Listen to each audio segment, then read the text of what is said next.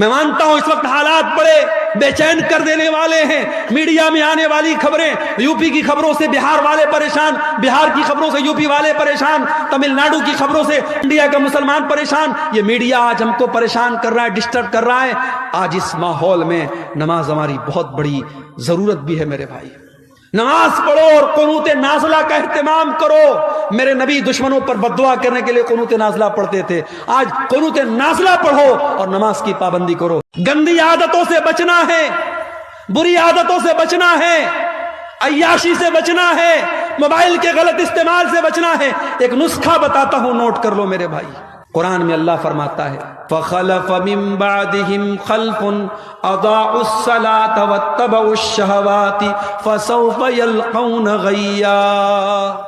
جو لوگ نماز کی پابندی نہیں کرتے ہیں وہی لوگ خواہشات کی پیروی کرتے ہیں، وہی لوگ شہوتوں کی پیروی کرتے ہیں اور وہی لوگ جہنم میں جائیں گے.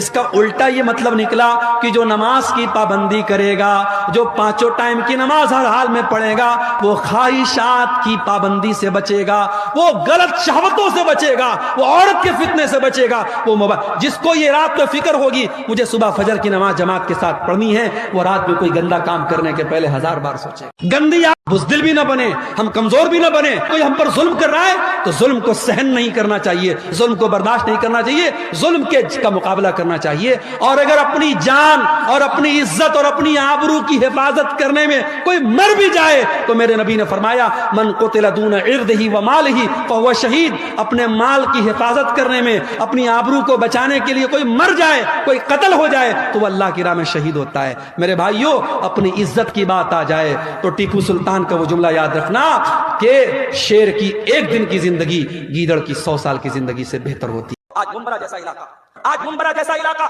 آج مالونی جیسا علاقہ، بڑی تعداد میں مسلمان آباد ہیں اور سب ہمارے یو پی کے لوگ، زیادہ تر یو پی کے لوگ ہیں، گونڈا، بستی، بلرام پور اور آپ کے سدھارتھ نگر کے لوگ ہیں. اور وہ پورا بیلٹ آج نشے کی لعنت میں گرفتار ہے. میں مالونی سے گزرا تھا، ایک بھائی مجھے بائک پر بٹھا کے لے کے جا رہا تھا، وہ وہاں کا رہنے والا تھا. اس نے کہا تھا مولانا یہ پورا علاقہ مسلمانوں کی اکثریت کا علاقہ ہے، مسلم میجورٹی کا علاقہ ہے، مگر یہ علاقہ پہچانا جاتا ہے نشے سے، پہچانا جاتا ہے ڈرگس کے ذریعے. اتنے خطرناک قسم کے ڈرگس یہاں کے نوجوان استعمال کرتے ہیں جو ان کے بدن کو تباہ و برباد کرتے ہیں. میرے نوجوانوں، یہ زندگی ہماری اپنی نہیں ہے، یہ اللہ کی دی ہوئی زندگی ہے. اس زندگی کو برباد کرنے کی ہمیں کوئی اجازت نہیں ہے. اس زندگی کو برباد 20 لوگوں کو مارنے والے کون تھے؟ 10 دن گزر گئے، ابھی تک ساری ہوائی باتیں، ابھی تک کوئی کلیئر باتیں نہیں سامنے آ سکی کہ وہ کون تھے جنہوں نے ان 26 لوگوں کو مارا تھا. جو بھی باتیں ہیں سب ابھی شک کے دائرے میں ہیں کہ ہاں صاحب یہ اس کے اوپر شک ہے، یہ سندگدھ ہے، یہ مشتبہ ہے. لیکن ایک بات کنفرم ہے اور یقینی ہے کہ ان 26 لوگوں میں مرنے والوں میں ایک سید عادل حسین بھی تھا جو اسی کشمیر کی سرزمین کا تھا. اور اس نے جب دیکھا کہ یہ بے قصوروں کو مار رہے ہیں، ٹورسٹوں کو مار رہے ہیں، سیاحوں کو مار رہے ہیں، اس نے کہا کہ ان معصوموں کو کیوں مارتے ہو؟ ان آتنکوادیوں نے اس کو بھی گولیوں سے بھون دیا. وہ بچانے کی کوشش کر رہا تھا اور اس کوشش میں وہ مارا گیا.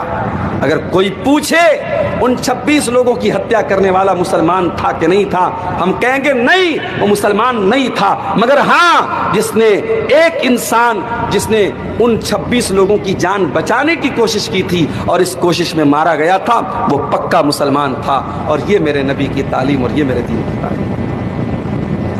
اے اسلام کو آتنکواد سے جوڑنے والوں اور یہ کہنے والوں کی آتنک کا ایک ہی دھرم ہوتا ہے، وہ اسلام ہوتا ہے.